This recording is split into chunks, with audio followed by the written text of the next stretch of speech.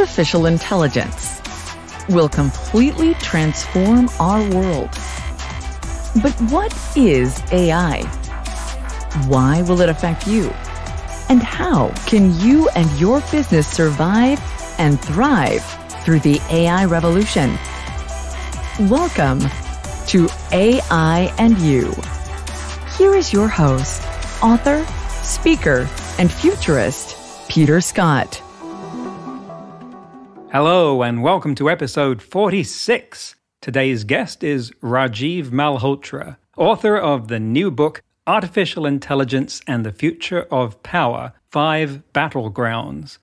Rajiv was a physicist and computer scientist, specializing in AI in the 70s. After a successful corporate career in the US, he became an entrepreneur and founded and ran several IT companies in 20 countries. As the founder of his nonprofit Infinity Foundation, he has been researching civilizations and their engagement with technology from a historical, social sciences, and mind sciences perspective. He is also chairman of the board of governors of the Center for Indic Studies at the University of Massachusetts and is a visiting professor at Jawaharlal Nehru University. His book speaks to the dangers of a neo-globalization imbalance that could be precipitated by inequitable use of and bias perpetuated by artificial intelligence.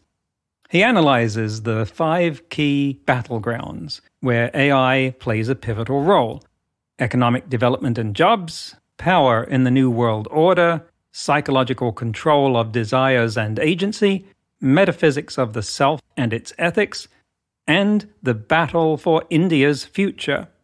It's a terrific opportunity to look at the impact of AI through a more diverse lens than many of its users are used to. So let's get right to the interview with Rajiv Malhotra. Rajiv Malhotra, welcome to the show. Thank you for having me. Wonderful to be here. And your book, The Battlegrounds for Artificial Intelligence, that's drawing quite the line in the sand about the role of artificial intelligence. And you go into depth a lot about factors that you equate with colonialism. Can you tell us something about how AI might, and use your words, but what that might have to do with colonialism? So, historically, colonialism was related to the Industrial Revolution. Because prior to the Industrial Revolution, Britain was not very advanced. And actually, India had a higher manufacturing economy, even as per British own estimates. Colonialism happened largely because British Industrial Revolution gave them the power, gave them the economic might. They could then turn the colonies into sources of raw material and captive markets for finished goods. So this is how the colonialism and the Industrial Revolution were feeding each other. If there hadn't been an Industrial Revolution, then the colonial enterprise might never have happened, or it might not have lasted so long. So there is that relationship that a breakthrough technology creates haves and have-nots, and the new colonial powers could well be United States and China, like they were Britain and France in those days. So this is an interesting analogy. The colonial enterprise led by the East India Company, the East India Company was a private enterprise like Google, like Facebook, like Twitter, like Amazon, like all these kind of digital giants. East India Company was bigger than the British government. So it was a private enterprise that created a whole colonial empire. So there is that kind of a parallel. But today, it's the ability to take raw data, which is called big data, from a whole lot of places in the world in the guise of giving them free services and in the guise of helping them, which is also true. But then using this big data to train algorithms to become smarter and smarter. And as the algorithms get trained using this data, they can become smarter and outsmart human beings in many ways, know more about people than they know about themselves, and then turn around into sophisticated products that are sold back into those markets from where you got the raw material of data. So that's also a kind of a colonialism, maybe more like imperialism. That's why I use this analogy. I see. And you've talked about how Western algorithms are biased towards what you refer to as Western universalism, and Chinese algorithms favor Chinese nationalism. And I can kind of unpack that, but could you do that for us and tell us what those implications are for countries outside of that orbit? So, Western universalism is a term I discussed in great detail in a book of mine called Being Different, an Indian challenge to Western universalism. So Western universalism is the result of Western history, European history, uniqueness of Western thought that emerged out of the West's experiences, and which are not the same as experiences that other people have had. Everybody has its own experiences and come up with their own worldview as a result of it, their own social structures, political structures. But in the case of the West, it had the power over the rest of the world, and therefore the arrogance to assume that its experiences are universal. So you don't have Africans going around saying this is African universalism. I mean, it's particular to the Africans. And there are some societies that claim that their thoughts are universal, but the power of the West has enabled it to establish this as part of the colonial enterprise. So Western universalism, the spread of the English language, we're speaking in English, the international, multifaceted, multilateral agencies, all controlled and defined and designed by the West, have helped spread values. What is a nation? What are human rights? What is the concept of currency, the dollar as a reserve currency? I mean, all of the things that comprise the world order have been designed largely by the West. And so the Western universalism is a sort of premises of the trajectory of history, the premises of what's socially desirable and undesirable, a lot of the values, a lot of the legal systems. All of this comprises a Western lens, which I call Western universalism. Now, China is the most successful contender that has said, hey, listen, hell no, we don't buy that. We're going to assert our own universalism. We have our own idea of the nature of progress and how a society should evolve. And you may think that we are totalitarian. We think that we need to be for a while in order to improve the lot of a large number of people very rapidly. So we are macro optimizing, not micro optimizing for the short term. And therefore, and we have a right to have our own idea of universalism. So China has created its universalism around the Confucian idea, into which they brought in communism and Marxism, and then they brought in the free enterprise. But overall, the Confucian idea of a collective good, overriding the individual good, overriding the individual rights, it comprises their key narrative. So these are two universalisms competing on the world stage right now. We're getting quite deep into this issue, and I want to back out for a minute because I think it would help to set some context for our listeners on just what has propelled you into this sphere of debate and moved you to write this book. Can you give us some background on what has brought you to this point? Because writing a book, especially one this thoughtful and this long, takes a lot of commitment. And so what's driving that commitment in you? What experiences led to that? So, I'm a computer scientist by training, and 50 years ago, when I was in grad school, AI was my topic. Of course, it was a very embryonic field in those days. And then I had a successful career in the technology area, both as a corporate executive, then as a consultant in helping AT&T, British Telecom, a whole lot of these people get into the IT field. And then I branched off and became my own entrepreneur. I had 20 companies. And then I had some spiritual experiences. So I resigned, got out, exit all that, and started pursuing a different life of giving back, researching, understanding humanity and spirituality and traditions and so on. So I've been into that for the last 26 or 27 years. However, 5 years ago, I decided to go back into the AI field because I found that AI has gone way beyond what I expected it would during my lifetime. And so I saw issues. I saw issues of new haves and have-nots emerging. I saw that even the discourse on the ethics of AI is being controlled by the Googles and the Microsofts. If you go to organizations that are talking about AI and human rights and AI in society, you'll find that the sponsors and many of the people who are on the board, much of the money, it's controlled by these same companies. So there isn't an independent oversight. I thought that the global warming and climate change and these kind of issues are now public discourse. 30, 40 years ago, they were not. A few people were talking about them and they were considered conspiracy theorists and they were considered, that this is out of line. Maybe it's too exaggerated. There's no problem. I think that the issue of AI today is where the issue of climate change was, say, 30 years ago. But things are moving very fast. There will be problems and nobody is speaking out who has the credentials, the authority, the knowledge to do so, but who's not aligned and not part of one of these camps. And so the people who are going to be, if not victims, that may be too strong a term, but people who are going to be compromised, people who are going to be affected are the bottom 50% of the pyramid in terms of economics and social economic status. A lot of people in poor countries, a lot of people in places like the United States who are minorities, women, and so on. They're going to be affected by all this, but they don't have a seat at the table. They don't have the qualifications. Many of the NGOs who speak for humankind are just not qualified to go and raise the kind of issues. Social scientists haven't gotten into this to the same extent like, say, climate change. So I saw a vacuum of leadership, a vacuum of discourse that was needed thoughtfully. And so I decided that I should roll up my sleeves. I've spent the last 5 years putting this book together. So you talk about India's role in particular, because you're obviously well informed in that area. And I think a lot of other people would, when thinking about India and computers, would think of, say, Mumbai and Bangalore as being centers of software development, primarily outsourcing from Western companies, that there is a great disparity in wealth, but certainly some great wealth as a result of that level of activity. And so isn't India actually a powerhouse of software development? Why are we not speaking about them in the same context as, say, China with respect to AI development? That's a very important point you've raised. India and China both started out doing labor arbitrage. Cheap labor, they could sell for 4 times the price. India did it with software people. China did it with factory workers. And so, you could hire an Indian, still you can hire a software guy for $10,000 a year, and you can market this to the American client for $40,000 a year, and a few people in the middle make lots of money. So it created several billionaires that India is very proud of, but they traded on brains.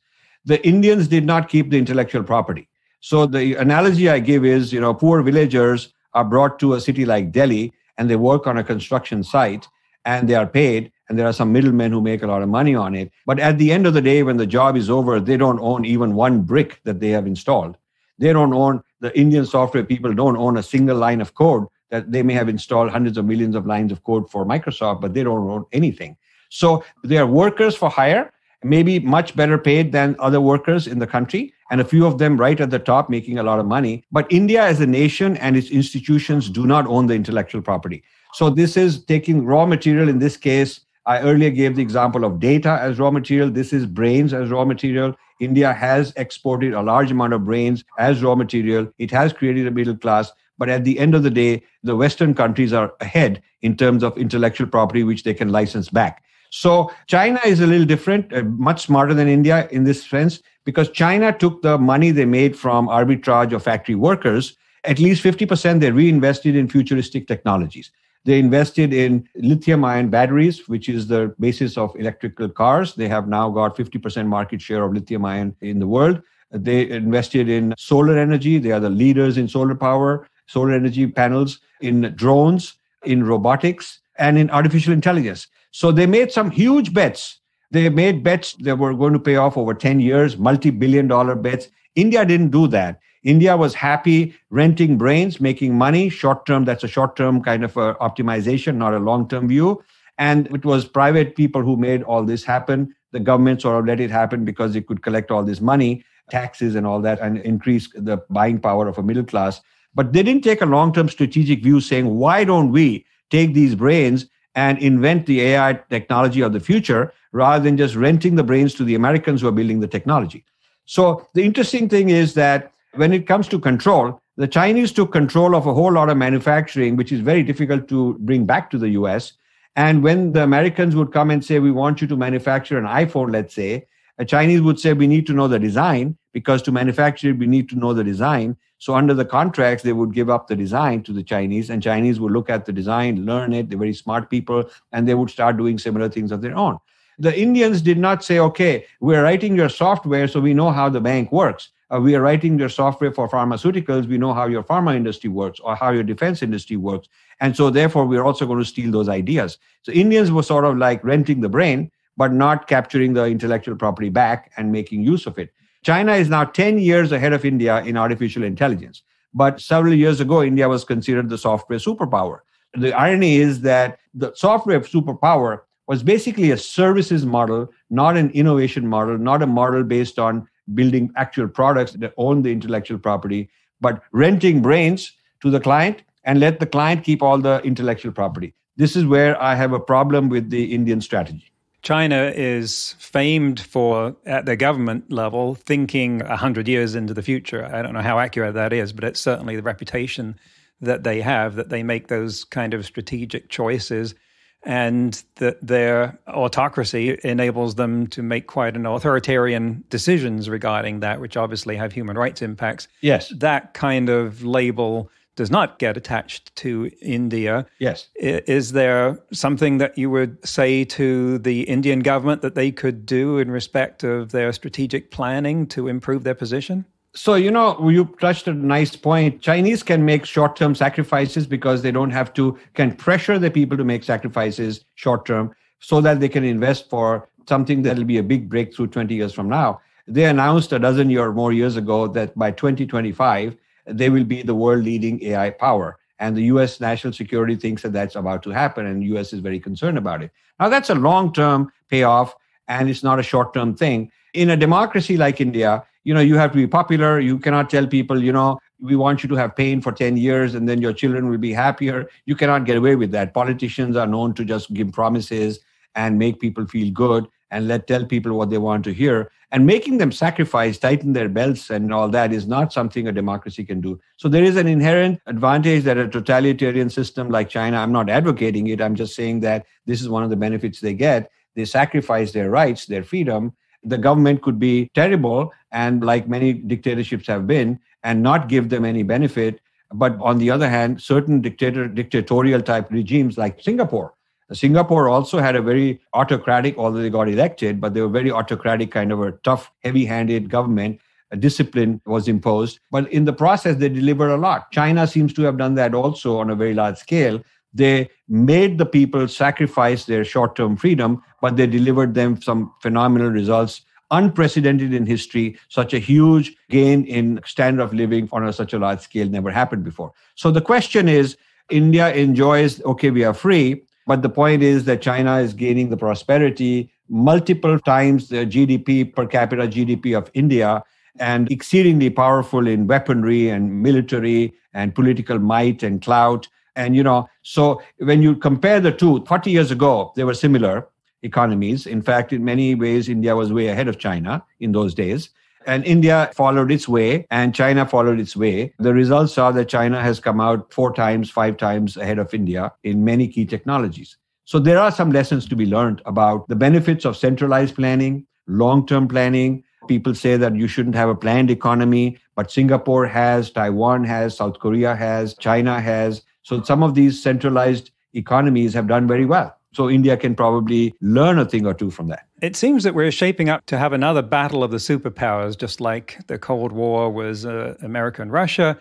Now it's looking like an AI war between America and China. And China is currently estimated to be 2 years behind the United States. So I think they are on target to pull ahead by 2025. And superpower battles are like, Godzilla and Mothra going through Tokyo. They don't notice that they're treading on other people around there. And so that kind of battle has collateral damage to the others that might not just be Chinese incursions in the northern territory of India, but what might that mean to be a small player on the AI stage when these superpowers start duking it out? Our listeners can't see, but imagine fists.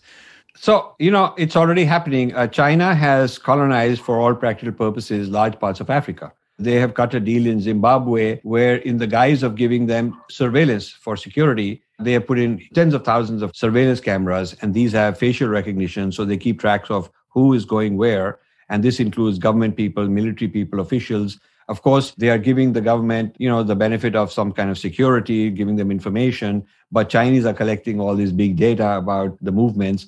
And when you know so much about the elite of a country, and you're also listening to all their messages and what they post, what they click, you have a complete profile of every single important person. You could also blackmail them.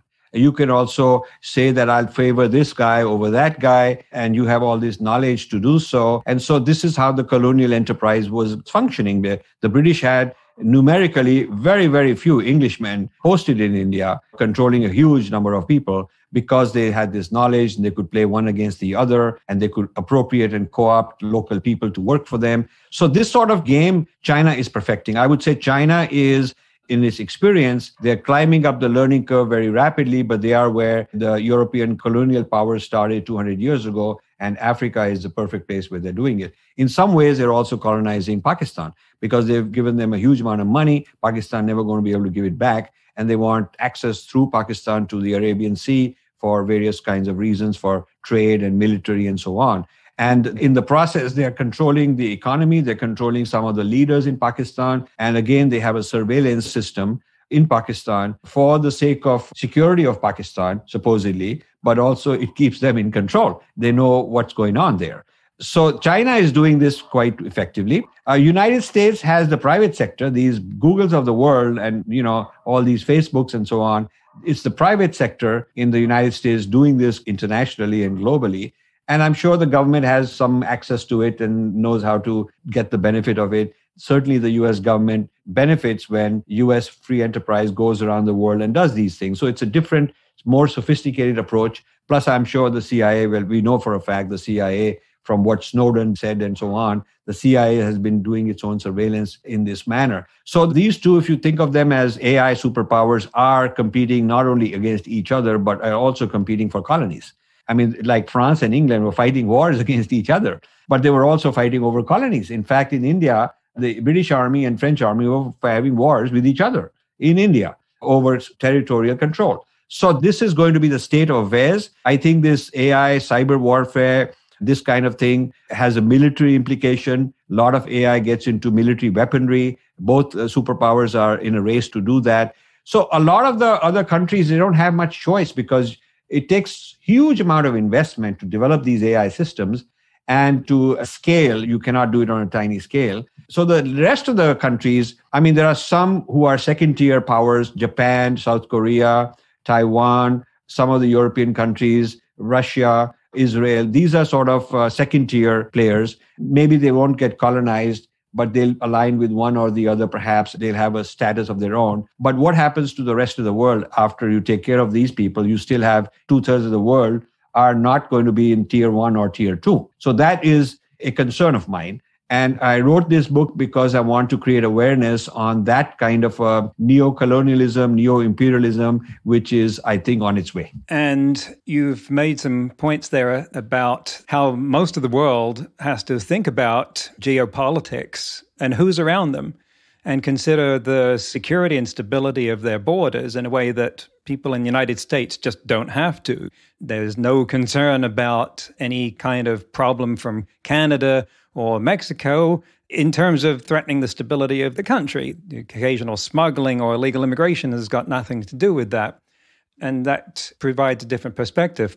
I think shifting to a term that's become widespread during the pandemic, we've talked about K-shaped recoveries. And that refers to the fact that if you chart what happened since the pandemic started to the effects economically on different classes, they're quite diverse. Some have gone down and some have gone up, depending on what sector they're in. Just sort of say a crude difference would be that if you're in the entertainment business, like you own a theme park, you're closed, you're not going anywhere. But if your job is, say, making video conferencing software, you're doing pretty well. Likewise, Amazon and so forth. That's demonstrating how disruption can have inequitable effects. So it seems to me you're talking about the same dynamic, that a disruptive factor has inequitable effects. Now, the sort of colonial aspirations and effects that you've been talking about, of course, existed before AI began its ascendancy. But what about AI makes that especially pernicious? Well, the scale of money needed is not available to everybody. The scale of technological sophistication is not available to anybody.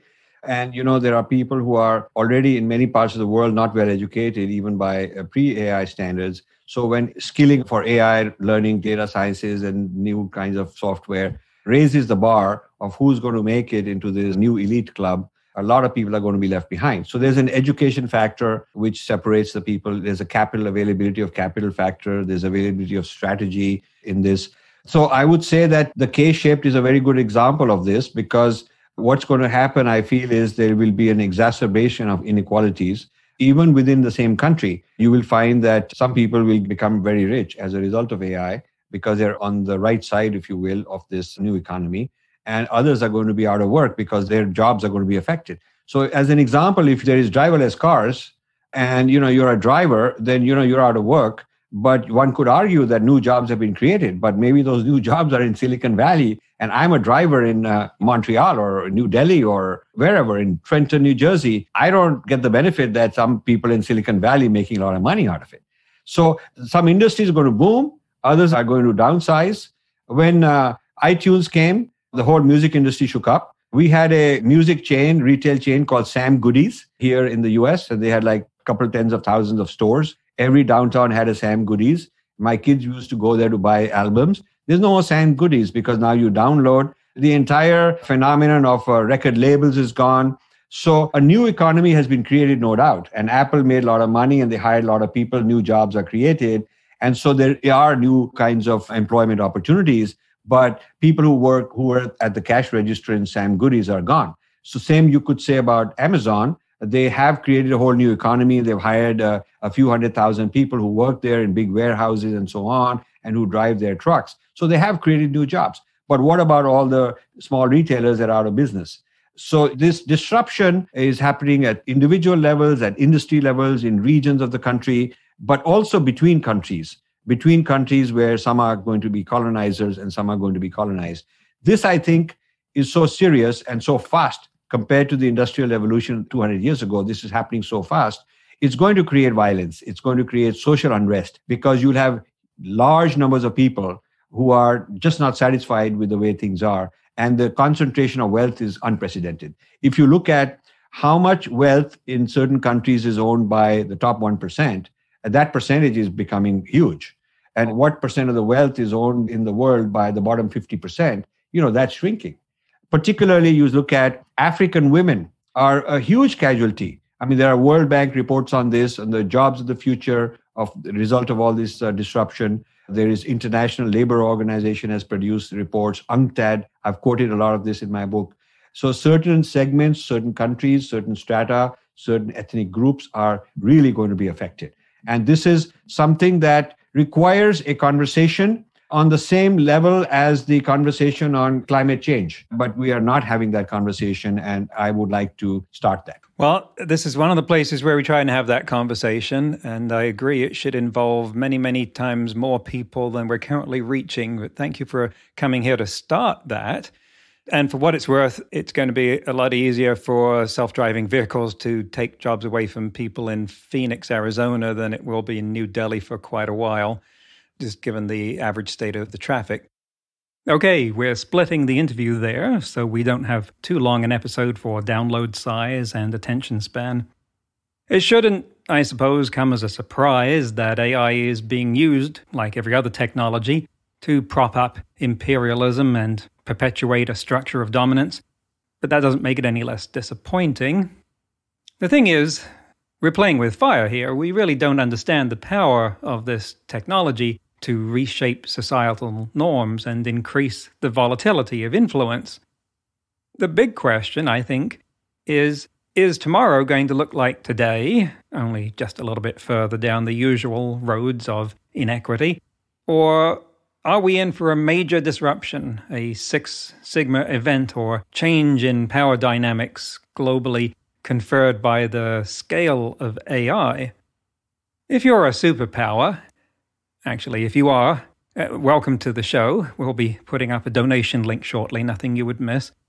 If you're a superpower, then you can't afford to ignore the possibility that technology is going to upset your apple cart. You're going to hang on to your power even more tightly the more uncertain things get. Exhibit A, China. In today's news, ripped from the headlines about AI, a team of researchers in Germany have come up with a safety system that could warn drivers of autonomous cars that they will have to take control up to 7 seconds in advance. The team at the Technical University of Munich, working with BMW, has developed an early warning system for autonomous vehicles that uses AI to learn from about 2,500 real traffic situations. Team lead Professor Eckhard Steinbach, who holds the chair of media technology and is a member of the board of directors at the Munich School of Robotics and Machine Intelligence, says that if used in today's self-driving vehicles, it could offer 7 seconds advance warning against potentially critical situations that the cars cannot handle alone, with over 85% accuracy. He goes on, quote, "To make vehicles more autonomous, many existing methods study what the cars now understand about traffic, and then try to improve the models used by them. The big advantage of our technology is that we completely ignore what the car thinks. Instead, we limit ourselves to the data based on what actually happens and look for patterns." End quote. Now, this is huge, because many drivers will be able to gain situational awareness within 7 seconds. If you're sitting in a car that's driving itself and you're reading a book or watching a show like the Uber test driver in Arizona was doing, and the car suddenly beeps at you, like Teslas go beep, beep, beep, beep, beep, beep, then you're suddenly catapulted into this high-stress moment where you've got to look up, figure out where the threat is, what it is, and what to do. And if that turns out to be a pedestrian crossing in front of you with a cyclist behind you, then you're not going to figure out what to do in less than a second. It's going to take you at least 5 seconds to get situational awareness back. Which is why something that can predict the need for your attention in 7 seconds is a big deal, because that could be enough for most people in most situations to avoid an accident. Now, there are obviously all kinds of situations where you couldn't get 7 seconds of notice, like if a kid falls out of a tree hanging across the road, although the cars should at least be ready to deal with a pedestrian in the path no matter how they got there.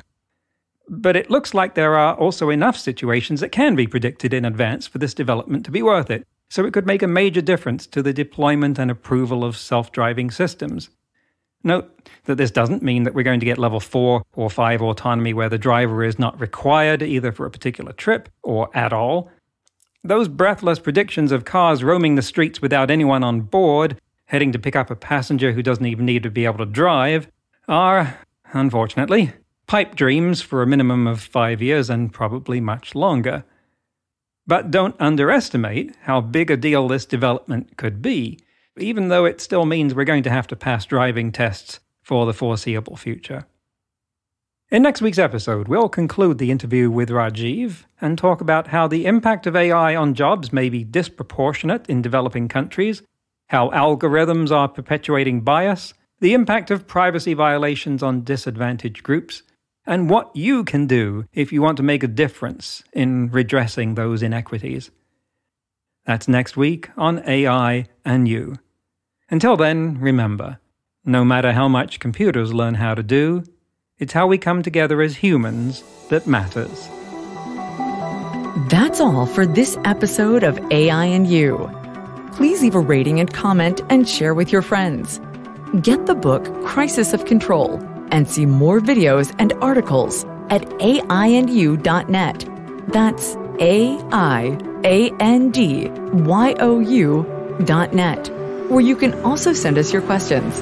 Thank you for listening.